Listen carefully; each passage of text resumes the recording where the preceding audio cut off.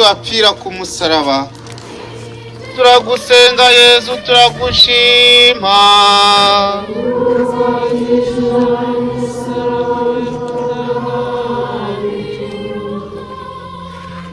Nimwibuke uko Yesu yahereye ku manywa akageza ku gicamunsi abambwe ku musaraba.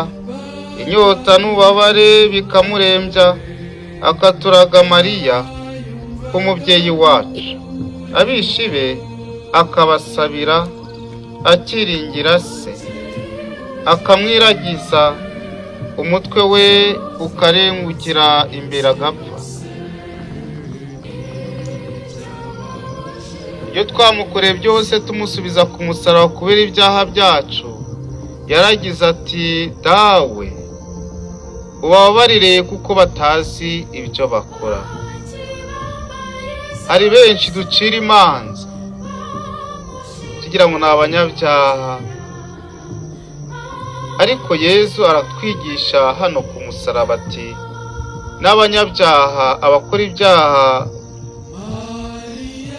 babifitemo uruhare cyangwa badafitemo uruhare kubera intege zabo, ati tubasabire ku Mana tugira ati, Nyagasani ubabare kuko batazi icyo bakora. Ariko natwe tunisabira kugira ngo Nyagasani atubabare mu ntege zacu, aho gucira abandi imanza no kubifuriza urupfu.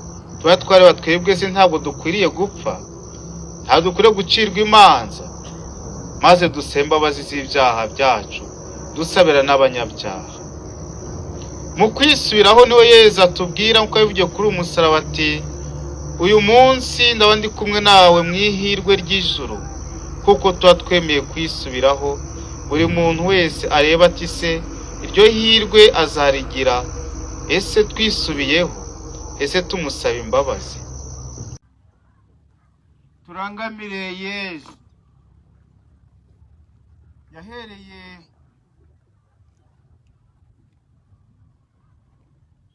Yahereye ku manywa ageza ku gicamunsi abambye ku musaraba, maze inyota n'ububabare biramurembya.